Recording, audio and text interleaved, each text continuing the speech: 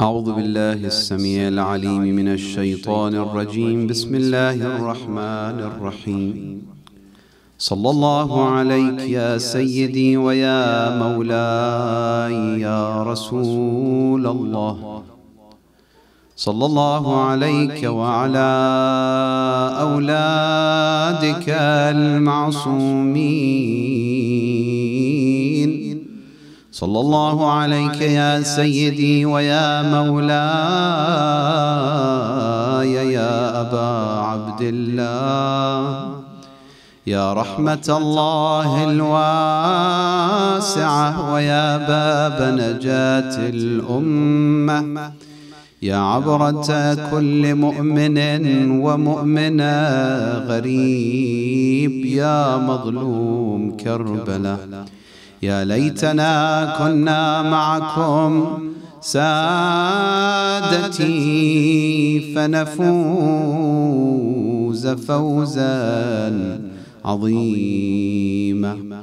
قال إمامنا الصادق عليه السلام عن آبائه قال رسول الله صلى الله عليه وآله وسلم: من أراد أن يتخلص من هول يوم القيامة فليتول ولي وليتبع وصي وخليفتي من بعدي علي بن أبي طالب. طيبوا أفواهكم بذكر محمد وآل محمد. اللهم صل على محمد. Pour que notre majlis soit sincère pour Allah subhanahu wa ta'ala, الثانية بأعلى أصواتكم. اللهم صل على محمد وآل محمد. Pour que Imam al-Zaman, Imam al-Mahdi salawatullah wa salamu alayhi soit satisfait de nous tous, الثالثة بأعلى أصواتكم. اللهم صل على محمد وآل محمد. On continue notre discussion concernant dua et ziyara. Dans la langue arabe, on met différence, et même dans la traduction en français, on fait différence entre dua, munajat, ziyara. Par exemple, Kumail, c'est quoi? C'est dua. Sha'baniya, c'est munajat. Al-Jami'a al-Kabira, c'est ziyara. Vous faites la différence automatiquement sans que je vous explique. Qu'est-ce que ça veut dire ziyara? Qu'est-ce que ça veut dire dua? Qu'est-ce que ça veut dire munajat? Je pense que c'est clair pour vous, rapidement, très rapidement, brièvement.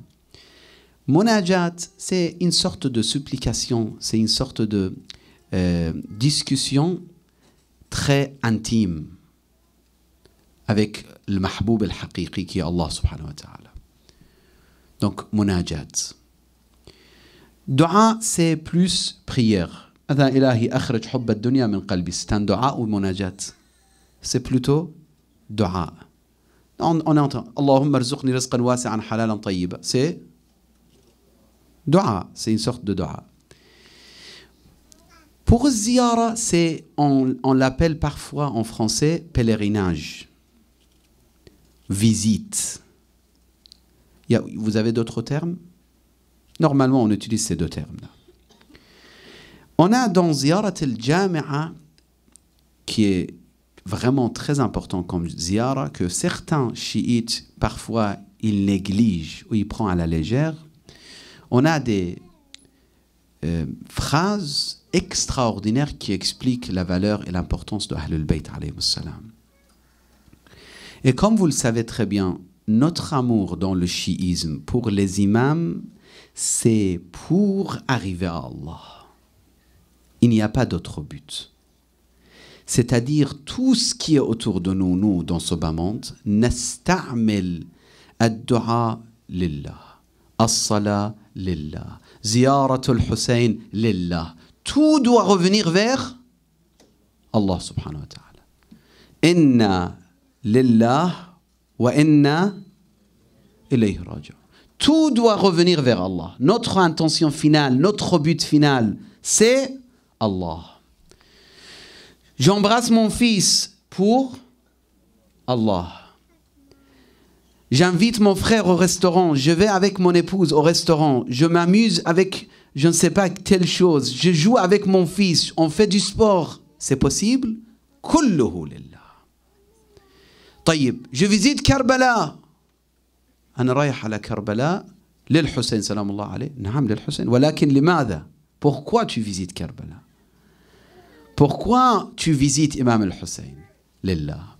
C'est une question très très sensible et importante à considérer, que tout doit revenir vers Allah. Ziyaratul Hussein, la même chose. Ziyaratul A'imma, c'est la même chose. Si vous me permettez aujourd'hui, comme je vous ai parlé hier, on va faire de la même façon. Je vais essayer de parler quelques minutes, prendre votre temps précieux, quelques minutes. On va analyser, on va rentrer dans... on ne va pas dire analyser, on va avoir des échanges et réflexions sur Ziyarat al-Jami'a. Parce que cette ziyara, chaque fois que vous visitez, vous rendez visite aux imams, vous devrez réciter cette ziyara. Jiddan muhim.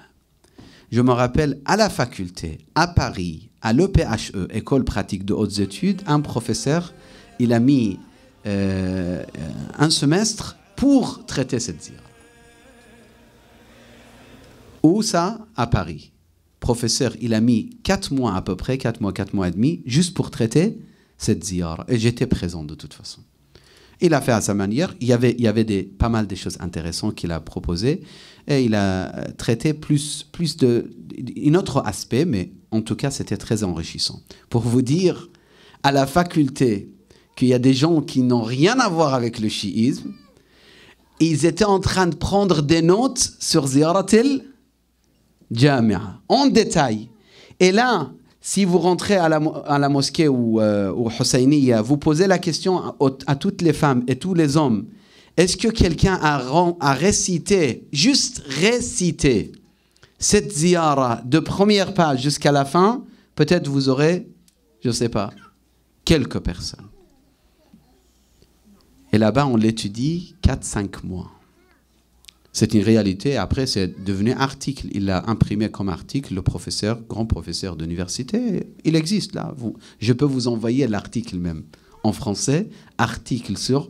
il l'a traduit englobante. Ziyara ou ziyara, pèlerinage englobante. Quelque chose comme ça. Prière pour pèlerinage englobante. Ziyarat al-Jami'a al-Kabira. La grande ou etc. Ala kulli. Après juste notre échange, Inch'Allah, on aura question-réponse. Et le majlis, petit majlis que je vais faire, ça sera à la fin. C'est ce qu'ils ont demandé et je pense que ce n'est pas gênant. Au contraire, comme ça, si vous avez le temps, vous restez quelques minutes pour faire l'atmiya avec la personne qui a préparé l'atmiya, qu'Allah le récompense. Il commence cette ziyara avec cette phrase. Bismillah ar-Rahman ar-Rahim. Assalamu alaykum ya ahl baytin nubuwwa. On commence à comprendre que Ahl al-Bayt, premièrement, ce sont des Ahl al-Bayt an-Nubuwwa, c'est-à-dire c'est la famille du prophète et c'est les gens de demeure prophétique. Ces paroles de ce savant qui est en Amérique, Allah yawaf'u likul khayr, qui est chiite, qui dit les imams sont ulama abrar. Je suis désolé, mais vraiment, ce n'est pas correct, ces genres de paroles. Que ulama abrar, hujajul ilah. Pourquoi tu veux diminuer le maqam des imams, alayhi salam? Pourquoi tu veux diminuer? Non, parce qu'il n'y a que Allah, que Allah. Non, c'est pas comme ça qu'on comprend que Allah.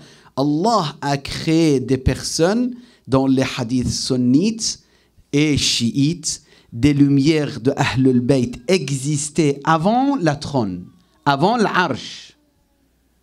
Dans les sources sunnites, je peux vous donner les sources. Et nous, on veut diminuer le maqam, le statut d'Ahlul Bayt, pourquoi? Qu'est-ce que ça veut dire mawdi' ar-risala? C'est l'endroit où Risala était descendu. C'est-à-dire, Al-Wahi, quand il descendait sur notre noble prophète, il y avait qui autour de notre noble prophète, s'il vous plaît? Aidez-moi. C'est qui exactement? Fatima, Ali, Hassan et Hussein, et Zaynab même parfois. Ils étaient là. وَمَوْضِعَ الرِّسَالَةِ وَمُخْتَلَفِ الْمَلَائِكَةِ. Qu'est-ce que vous comprenez de mon مُخْتَلَفِ الْمَلَائِكَةِ? Ikhtilaf, qu'est-ce que vous comprenez ikhtilaf? S'il vous plaît. Quoi? Oui, il venait, mais ikhtilaf, le mot ikhtilaf ici, ça veut dire quoi? Ahsant, c'est visite continuelle. Mukhtalaf, c'est pas divergence. Ça n'a rien à voir avec divergence ou diversité ou je ne sais pas quoi. Non. Mukhtalaf al-malak, ça veut dire c'est les anges qui viennent, les anges qui partent, les anges qui viennent, c'est continuellement. Mahallul malaik. Et là, on ne comprend pas. Malaika yazuruna ahl bayt طبعا. طبعا. À Karbala, les malaika yazuruna al-Hussein طبعا. À Karbala, Imam al-Hussein, il avait l'autorité sur les anges, il pouvait demander quelque chose. طبعا, c'est notre aqida. Et ce qui est solide, hier j'étais en train de parler avec un des frères, notre croyance c'est solide. Pourquoi? Alhamdulillah, alhamdulillah, ilahi ikhtimilna bi khair bi haqq sahib al-zaman. Parce que nos pensées existent dans les sources de nos ennemis, comme dans notre source. Tu sais, les ennemis, normalement, ils n'aiment pas te faire des éloges. Je vous donne un exemple pour transmettre mes modestes idées. Par exemple, Imam al-Mahdi. Pour nous, ça existe ou pas? Ça existe. À votre avis, pourquoi les sunnites aujourd'hui, ils doivent croire à Imam al-Mahdi? C'est un descendant de notre noble prophète. Et ça encourage le chiisme finalement, parce qu'on croit à la venue d'Imam al-Mahdi. Pourquoi dans l'histoire de l'islam, ils n'ont pas effacé l'existence d'al-Mahdi? Vous vous êtes pas posé cette question? لماذا بالعربي لم يمحوا ذكر المهدي من الإسلام غير الشيعة? Pourquoi ils n'ont pas effacé le nom d'al-Mahdi? Pourquoi? Pourquoi à votre avis? Ahadith, quoi exactement? Oui, vous avez raison. Ahadith tellement fort, tellement innombrable, tellement solide, tellement mentionné par toutes les personnes de Ashab Rasulullah, on n'a pas pu cacher. Donc on était obligé de dire oui, ça existe. Juste, on a falsifié, il n'est pas le fils de l'Hussein, c'est parmi les descendants d'Al-Hassan, pour se débarrasser de ce problème.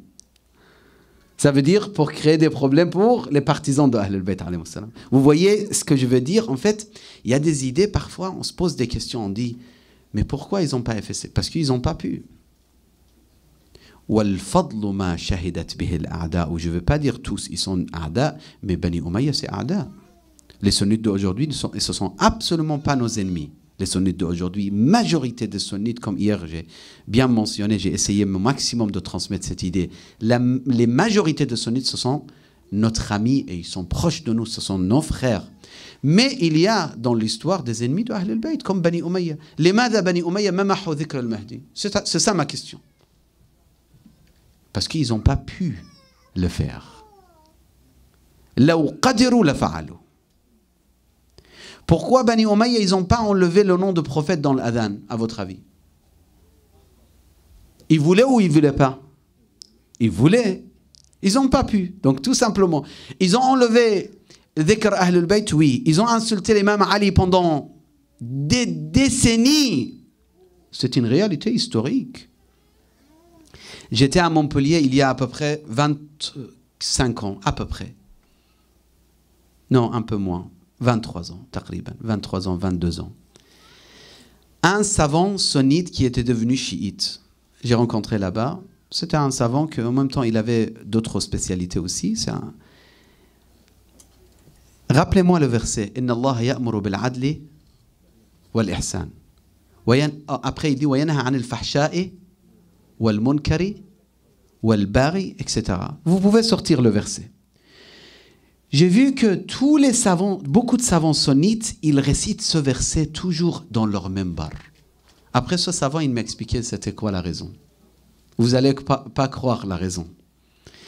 Il a dit وَيَنْهَا عَنِ الْفَحْشَاءِ وَالْمُنْكَرِ وَالْبَغِي, parce que Ce verset a commencé à être récité à l'époque de tel calife Bani Umayya qu'il a arrêté l'insulte pour Imam Ali et il a dit au lieu d'insulter Imam Ali, vous récitez ce verset. Parce que ça, on s'arrête là. Ça suffit. Des décennies, on a insulté Ali ibn Abi Talib. Inna Allah ya'muru.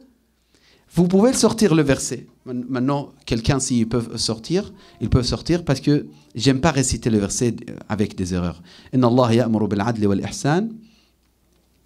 Après, il dit وَيَنْهَى عَنِ الْفَحْشَاءِ وَالْمُنْكَرِ وَالْبَغْيِ, etc. Donc, si vous sortez le verset, ça m'intéresse. Comme ça, je vous récite. Donc, pendant des décennies, on insulte Imam Ali. تصوروا أمير المؤمنين يعسوب الدين قائد الغر المحجلين ولي الله خليفة رسول الله المعصوم المطلق. طيب أحسنتم. إن الله يأمر بالعدل والإحسان وإيتاء ذي القربى وينهى عن الفحشاء والمنكر والبغي يعظكم لعلكم تذكرون. أحسنتم شكرا للآية. طيب تصور pendant des décennies il a insulté l'imam.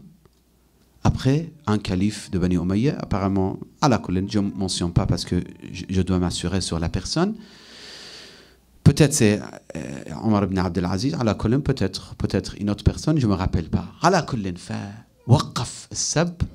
Jusqu'à aujourd'hui, il récite ce verset. On ne sait pas pourquoi toujours il récite ce verset. Traditionnellement, c'est devenu comme comment chez nous dans le Majalis Imam Hussein, qu'est-ce qu'on récite traditionnellement? أول ما نبلش مجلس العزاء للإمام الحسين, qu'est-ce qu'on récite toujours, nous tous? صلى الله عليك يا أبا عبد الله وعلى الأرواح صلى الله عليك يا رسول الله. هذه المقدمة c'est مقدمة, tout le monde le fait. Les Libanais, les Irakiens, les Koweïtiens, les Bahreïn, tout le pays de Golfe. صلى الله عليك هذا بداية comme مقدمة, c'est traditionnel, ça y est. C'est le مقدمة de majalis. مقدمة المجلس إن الله يأمر. طيب ومختلف الملائكة ومهبط الوحي ومعدن الرحمة بعد وخزان العلم. C'est pour ça il y a certains qui doutent sur la connaissance de Ahlul Bayt alayhim salam et il dit ils savent ilm al-ghayb ou ils savent pas ilm al-ghayb, mais il y a des versets qui disent la ya'lamu al-ghayb à part Allah subhanahu wa ta'ala. Ils ne savent pas que, indépendamment de Dieu, et ça c'est le cours de Hawza qui est utile, votre ma'had qui est utile ici, j'encourage. Suivez le ma'had. Il y a le sayyid qui enseigne dedans, il y a plusieurs personnes qui enseignent dedans. Même si je n'aurais pas l'occasion de continuer à enseigner dedans, ça n'a rien à voir. C'est une chose, c'est l'occasion magnifique. Ceux qui ont étudié, ils ont appris beaucoup de choses sur l'aqida, sur l'akhlaq, sur le fiqh, même l'or arabia, je pense. C'est très important. Parmi les points que personnellement j'ai développés plusieurs fois dans le ma'had, c'est ce point. Indépendamment de Dieu, ça change tout. Si tu dis « Indahu ilmu al-ghayb, na'am » Al-imam « Indahu ilmu al-ghayb » sans avoir besoin de Dieu, ça c'est shirk. Indahu ilmu al-ghayb, avec l'autorisation de Dieu, c'est parfait, c'est correct. Et l'imam, dans un hadith que je n'ai pas raconté dans le Hawza, rapidement je vous dis, quelqu'un il dit, vous avez ilmu al-ghayb, ya ibn Rasulillah? L'imam il dit, bien sûr. Après il dit, mais comment? Après l'imam il demande à la personne, il dit, si Allah veut transmettre sa connaissance à une petite fourmi, c'est possible, il peut ou pas? Qu'est-ce que vous pensez? Il peut. Et la personne a dit, c'est vrai, il peut. Après, il a dit, et nous, Ahlul Bayt, Allah, il ne peut pas nous donner la science de ma kana wa ma yakoun. C'est pas possible, yani. C'est simple, c'est simple. Wa khuzanul ilm, wa khuzan al-ilm, c'est ceux qui, en fait, stockent, on peut dire, préservent plutôt, ahsant, l'ilm. Il n'y a pas de personne plus halim que Ahlul Bayt, plus patient que Ahlul Bayt, plus pardonneur que Ahlul Bayt. Et nous, on apprend de Ahlul Bayt de pardonner. Quand tu pardonnes en tant que femme ou homme, il y a des femmes, ils ne veulent pas pardonner leur mari. il a commis telle erreur. طيب, à ton avis, il a commis telle erreur. طيب, الآن عم بقول, il dit عفوا. Après, il dit non, avec un afouan, ça y est, c'est fini, tout, je te pardonne. طيب, بالعكس, même avant de dire afouan, vous devrez pardonner. Même avant qu'il dise afouan, vous devrez être à la hauteur. Comme Ahl al-Bayt, il dit وَمُنْتَهَى الْحِلْمِ وَأُصُولَ الْكَرَمِ, les bases de la générosité. C'est pas pour juste réciter, c'est parce qu'on doit suivre. وَقَادَةَ الْأُمَمِ وَأَوْلِيَاءَ النِّعَمِ. Il y a des hommes qui ne pardonnent pas leurs femmes, c'est la même chose. Je vous dis une chose rapidement, ne dormez pas le soir si vous êtes en colère contre votre épouse avant de réconcilier entre vous. Maintenant, Layla bighadab maintenant. Et elle aussi, ne laissez pas une nuit votre mari qui soit non satisfait de vous, ne laissez pas. Et si l'orgueil vient et dit c'est à lui de venir, sachez que vous êtes en train de vous éloigner d'Allah. Si vous attendez que lui toujours ou elle toujours, elle vient. Il y a des hommes qui sont comme ça. Moi, il y a des femmes qui se plaignent des fois. Dit mon mari, il est dur avec moi. Il a crié sur moi. Il a créé un problème. Et le soir, il attend que moi, je viens. Je dis, Afwan, il est perdant. Cette personne, il est absolument perdant. Quand tu es injuste, va toi-même demander al-afw wal-maghfira. وأصول الكرم وقادة الأمم وأولياء النعم وعناصر الأبرار ودعائم الأخيار وساسة العباد. ساسة العباد, c'est un terme qu'on peut discuter dessus pendant, je ne sais pas, je pense mon temps est terminé. Si vous avez des questions, Inch'Allah, on s'arrête. Demain, si Allah nous facilite, on prend de sasat al-ibad. Si j'oublie, vous me rappelez, Inch'Allah. Wa sasat al-ibad, ça vient de fait de comment réagir dans la société. On peut parler de politique, on peut parler de notre terme, mais ça c'est comment réagir, comment dire, comment organiser, comment réagir, comment تصرف, comment on dit, كيف نتصرف, كيف نتعامل مع الشيء, comment traiter, comment se comporter, comment traiter des situations sociales, etc. Donc demain, إذا Allah atana umur, Inch'Allah, on parlera à partir de wasasat al-ibad. Si vous avez des questions, s'il vous plaît, c'est le moment des questions-réponses.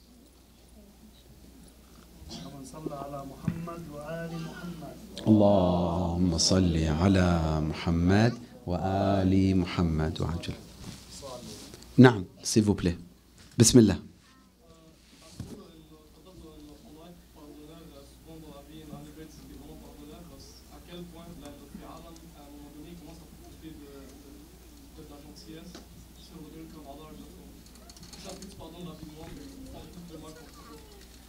C'est une très bonne question, Habibi Sayyid, Allah yahfadak. En fait, oui, la question c'est, il y a des gens qui abusent, qui exagèrent, donc ils profitent de tes gentillesses finalement, de fait que tu pardonnes rapidement, donc ils t'embêtent plus encore. Ils ne te respectent pas, ils se moquent de toi, etc. Ça c'est tout à fait vrai, il y a des gens comme ça. Eux, même si dans notre cœur on les pardonne, mais au niveau d'apparence, il ne faut pas leur donner cette possibilité. Donc dans ton cœur, tu nettoies ton cœur, purifié ton cœur, tu n'as pas la haine contre eux, tu pardonnes, ce n'est pas un problème. Mais au niveau social, dans la société, tu leur fais comprendre que non, ce n'est pas comme ça que ça se passe. Respecte les limites, il y a des choses à respecter, ce n'est pas comme ça. Donc on l'éduque, mais poliment. Et ne te précipite pas de les catégoriser de cette façon. Prends un peu de temps parce que des fois tu crois que c'est telle catégorie, mais en vérité non. Ils ne sont pas vraiment comme ça, ils ne sont pas mauvais. Ils n'ont juste pas fait attention, plusieurs fois ils t'ont embêté, c'est tout. Mais si tu es sûr qu'il s'agit des personnes qui exagèrent et qui profitent de la gentillesse, là, il faut leur donner des limites. Il faut pas. C'est pour ça il y a des gens, il y a des ulama, ils n'acceptent pas trop de discussions avec certains parce qu'il voit ce certain, il n'est pas poli. Donc il profite. Et les ulama, rarement, ils rigolent avec les autres aussi. Parce que les blagues, dès que tu blagues avec les gens, des fois, ça peut amener vers la tumazih fayujtara alayk. Ne blague pas trop, parce que sinon, ils vont te attaquer, ils vont te manquer de respect. La tumazih fayujtara alayk. La tumazih fayadhhab baha'uk. Aussi, le respect que tu as dans la société, si tu exagères beaucoup à rigoler, etc., tout le temps, les gens, ils vont perdre ça. Et après, tu n'as pas de place, donc tu ne peux pas transmettre le message de Ahl al-Bayt en tant que cheikh, en tant que hajj, parce que finalement, ce n'est pas nous l'essentiel.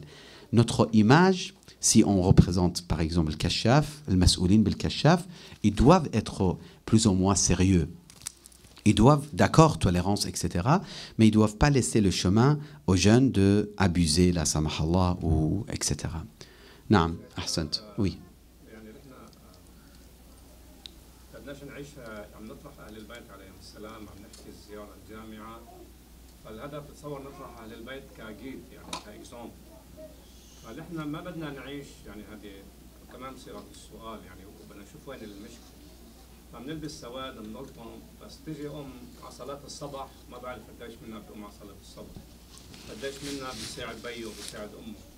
فبالجانب العام بالجانب العاطفي مثل ما قال له هذا للامام الحسين سال صحيح. قال له كيف اهل الكوفه واهل العراق؟ قال لهم سيوفهم قلوبهم معك وسيوفهم عليك. فبدناش نعيش حاله التناقض.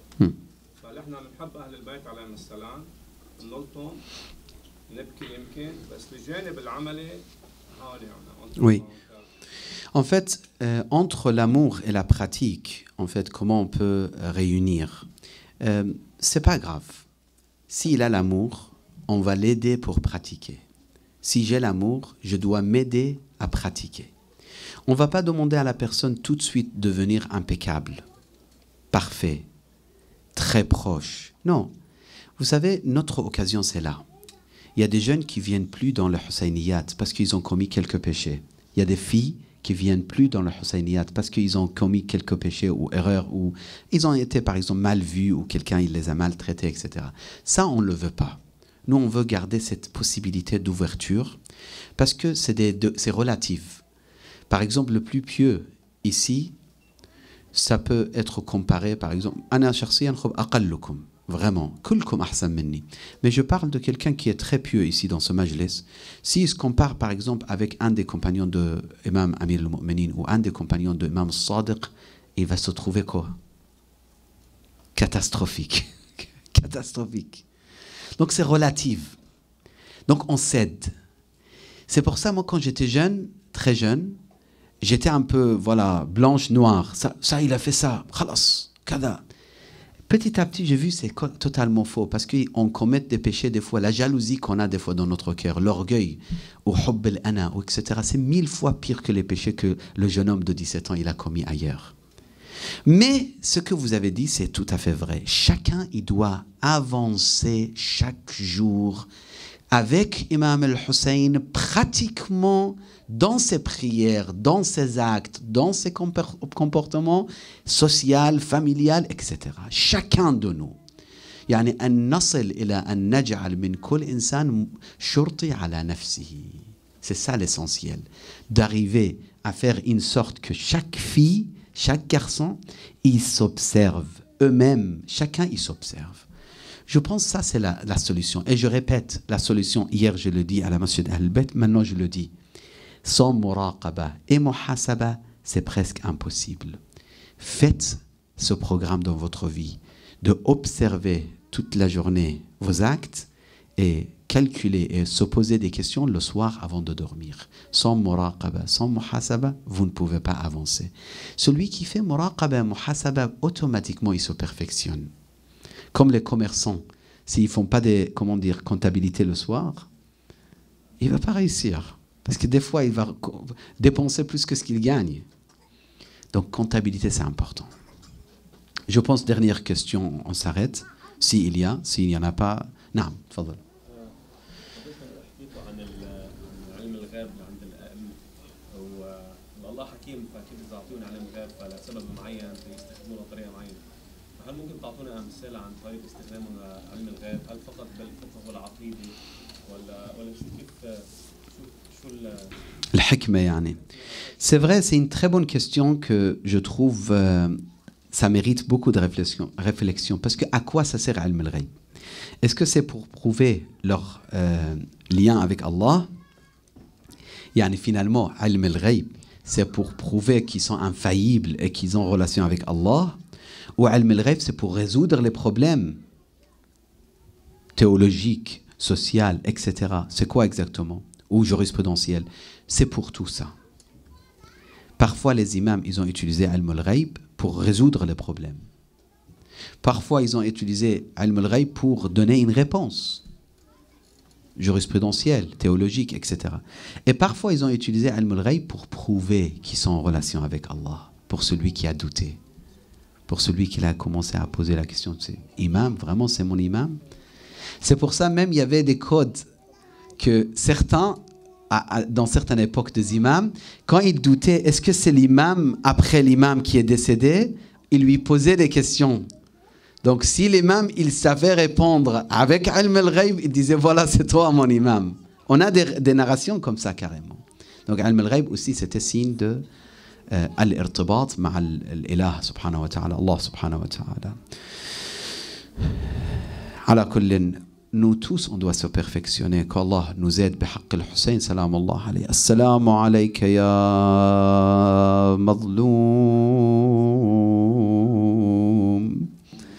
يا غريب يا أبا عبد الله الحسين